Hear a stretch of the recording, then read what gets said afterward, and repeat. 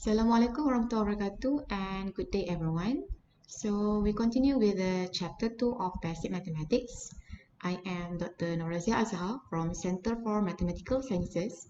Will be teaching you equations, inequalities and absolute value. At the end of the day, we are expected that all students be able to define and solve linear equations, solve quadratic equation using all the four methods that we are going to learn after this, solve inequalities and applied problems involving linear, quadratic, and rational inequalities.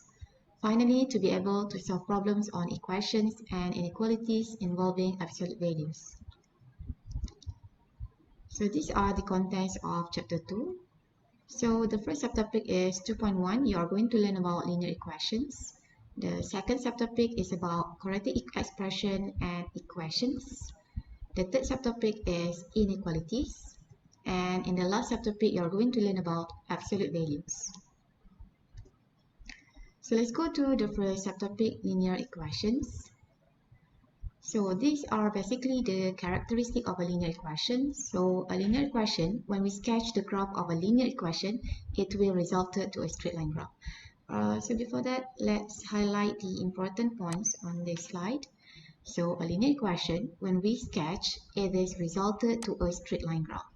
Okay, a linear equation can contain one or more variables, but all variables must be of power 1. Okay, must be of power 1. So a linear equation in two variables describes the relationship in which the value of a variable, let's say y, is depending on the value of another variable, let's say x. So let's see the example.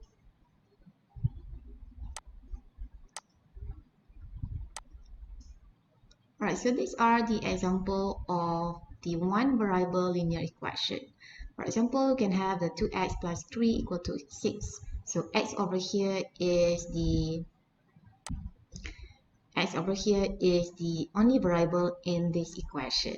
We can have p equal to 4, so p is the variable, y equal to minus 0.5, or a equal to minus 4 equal to 0.2. So these are the example of one variable linear equation. We can also have the two variables linear equation. For example, x minus 3y equal to 6, a plus b equal to 5, and so on. So in each of the equation, you notice that we have two different unknowns or two different variables. For example, pq, xy, ab, xy. We can also have the three variables equation. For example, x plus y plus z equal to 1, a minus 2b equal to 4 plus c, and so on. So in each of these equations, you can notice that you have three different unknowns. So those unknowns are the variables of that equation. And we can also have more than three variables of linear equation as long as all the variables or all the unknowns is the power of 1. Alright, let's go to the example. Consider the following equation. So for let's say we have y equal to 5x plus 10. Thus, in this equation, we call that x is the independent variable, y is dependent variable. Okay, let's understand more about the independent and dependent variable. Alright, so let's say the variable x represents the hours of working and y represents wages in Ringgit Malaysia. So let's say if Ira is working for 5 hours yesterday, she will be receiving how many wages? How many salary? So 5 to be substituted into this equation, isn't it? As x value, because x represents the hours of working. So 5 hours into the equation. So we are getting this equal to 35 ringgit. So that means the hours of working is the independent variable and y is the dependent. So the money that she will be receiving is depending on the hours of working. So that is one of the example of the independent and dependent variable. To summarize, we can say that the independent is the input and the dependent variable is the output. Alright, so let's have the short quiz. Let's tackle all the linear equation. Okay, let's go to the first one. Y equal to x squared minus 3. Is this a linear equation? What do you think?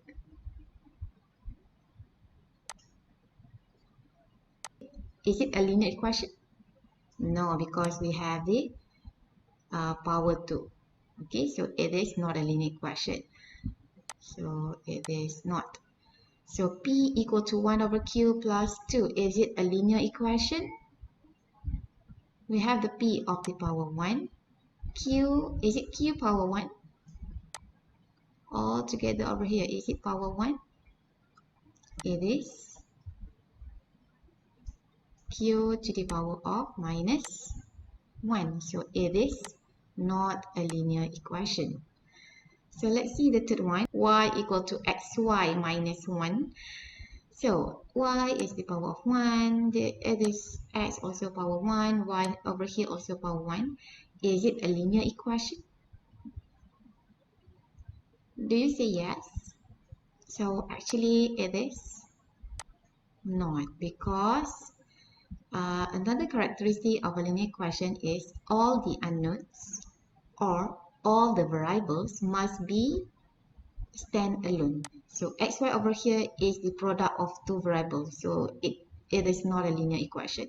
So when you sketch the graph of this equation, you are not getting a straight line graph, okay, because it is not linear.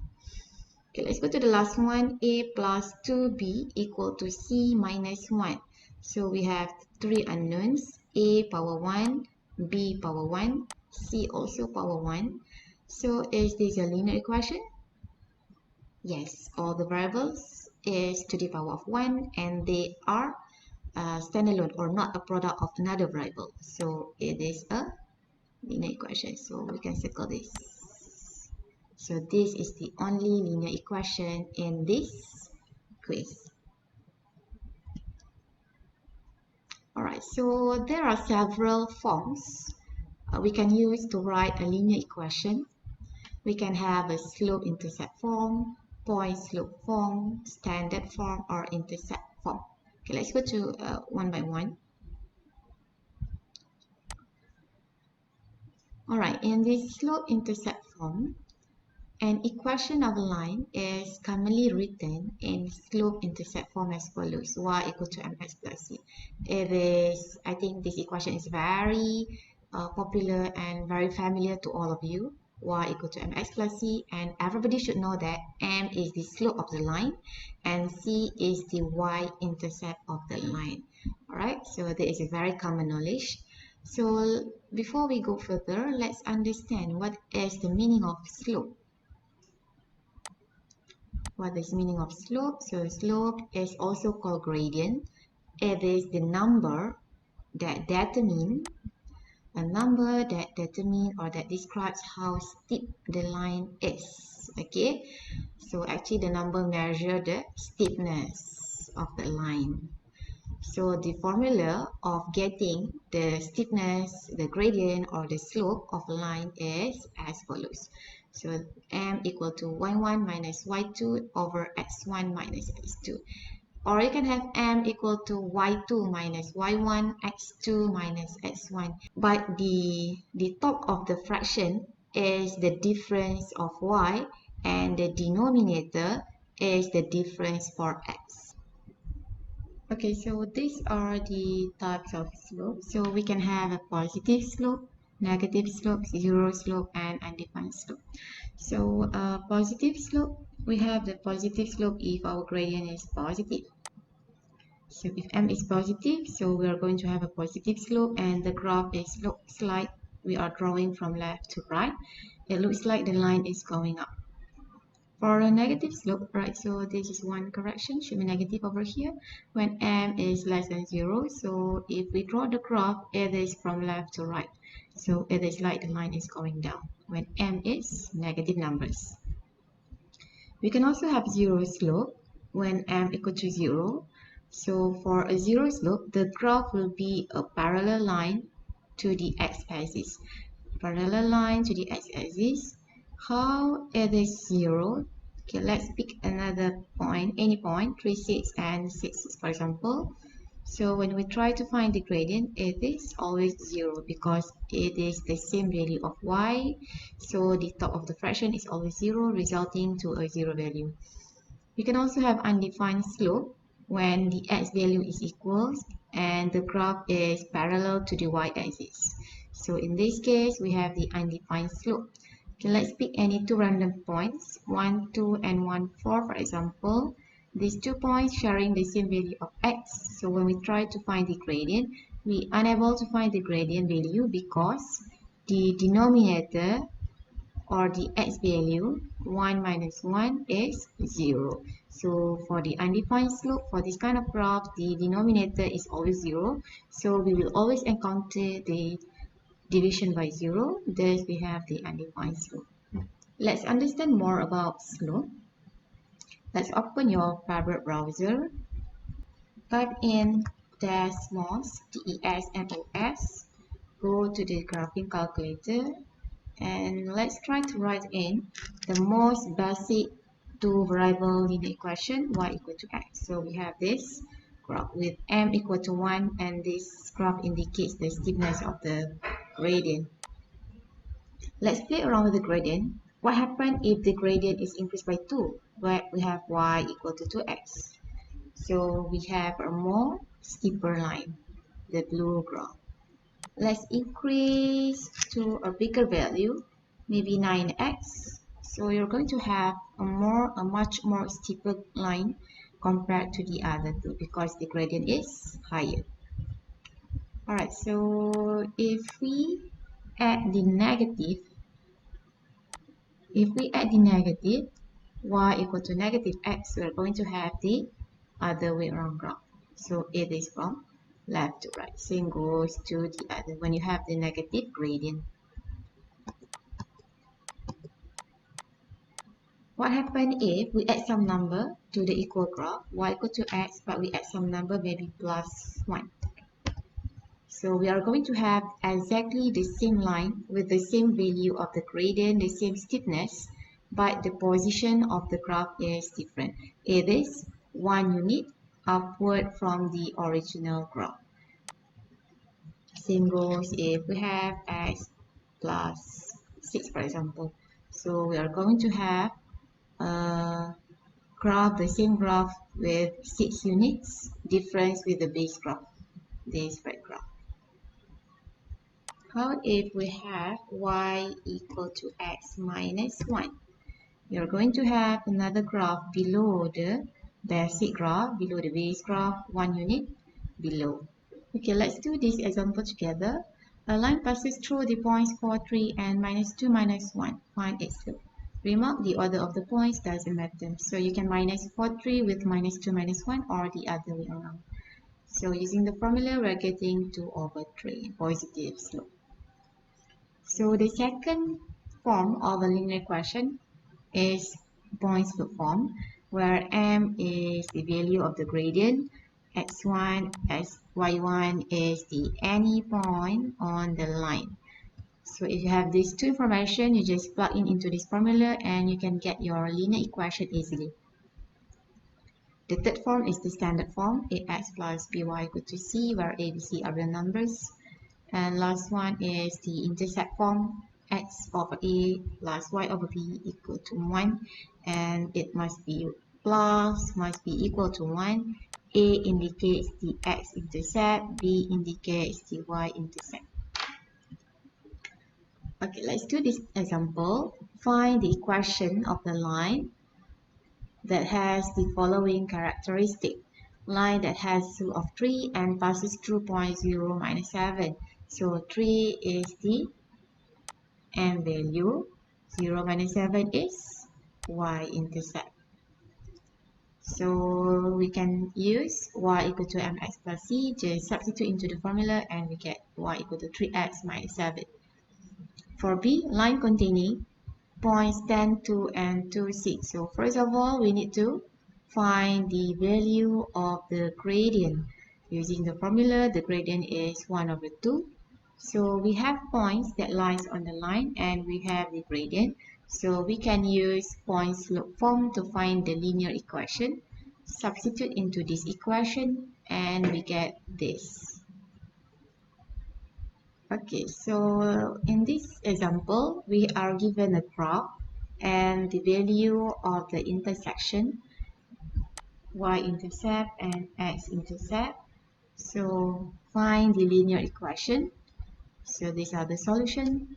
Just substitute into this formula because we have the intersection value. So we're getting this and rearrange to get the simpler form. Okay, let's go to the last example, a real-world application example.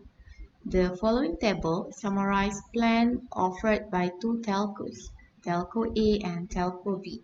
Telco A offered the monthly service fee of 34 ringgit, where the talk time charge per minute is 0.05 cent, where Telco B offered a higher monthly service fee of 40 ringgit but a slightly lower talk time charge per minute of 0.04 cent.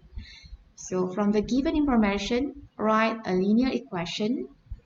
Write a linear equation that models the packages offered by both companies. So how to do this? This value is a fixed value, need to be paid by the customer, but this one is the varies from one customer to the other based on their talk time minute. So the answer is this one. So 34 ringgit is the fixed rate to be paid, and this one is depending on the talk time per minute. Talk time minute. So this is the linear equation that models the service fee offered by Telco A, and we do the same thing for the Telco B. 40 ringgit is fixed, this one is varies. So we need to have one variable x to indicate the minutes. Alright, for second question, if the average number of minutes used each month is 1160 minutes, which telco offers the better plan? So it's very easy. We just substitute the value into the models that we have developed before.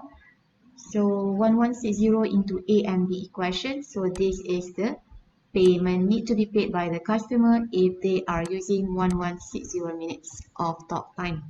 So from the results, it is notice that Telco B offered lower cost compared to Telco A when the average number of minutes is 1160. If the average number of minutes used each month is 420 minutes, which company offers the better plan? We do the same thing, we substitute into the equation that we have developed before. For Telco A is 55, Telco B is 56.8. So in this case, Telco A offers lower monthly costs compared to Telco B when the talk time is 420 minutes. Okay, the last question. How many minutes of talk time would yield equal monthly cost from both telcos? So to do this, we just equalize both equations for telco A and telco B. So this is telco A equation. We equalize with telco B equation. So we are getting x equal to 600. So x equal to 600 minutes, meaning that if we are using 600 minutes on the phone, we are going to pay the same value using any plans offered by Telco A or Telco B. Okay, so these are the linear graph resulted from the two equations. So what can we say from this graph is if you're gonna need a large number of talk time minutes, more than 600, so it is advisable to take plan offered by Telco B as it will result to a lower cost compared to the Telco A. But if you are not a heavy talk time user, less than 600, so it is advisable to take plan offered by Telco A that resulted to a lower cost. So this is one of the example of the application of linear graph. So with this, we have end our chapter 2.1. So see you in the next video, chapter 2.2. Alright, so thank you.